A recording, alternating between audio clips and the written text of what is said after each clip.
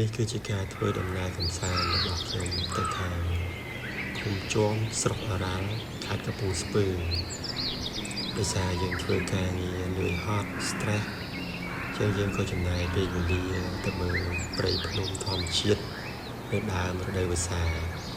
ហើយពេលដែលយើងធ្វើដំណើរទៅនេះគឺយើងបានជួបហ្វូងសត្វក្ងោកពីរបីហ្វូងធ្វើឲ្យយើងមានអារម្មណ៍ស្រស់ស្រាយកាន់តែខ្លាំងឡើងវារំភើបដែលយើងបានឃើញសត្វព្រៃកំពុងតែហោះហើរដើររកស៊ីតាមផ្លូវហ្នឹងអញ្ចឹងបើយើងចង់ឲ្យវាមានសប្បាយមានអារម្មណ៍សប្បាយរីករាយអញ្ចឹងយើងត្រូវចូលរួមថែរក្សាសត្វព្រៃទាំងអស់គ្នាដើម្បីឲ្យយើងទៅលេងលើក្រោយទៀតយើងមានឱកាសឃើញសត្វទាំងអស់គ្នាហើយយើងក៏មានអារម្មណ៍សប្បាយរីករាយទៅតាមនឹងដែរ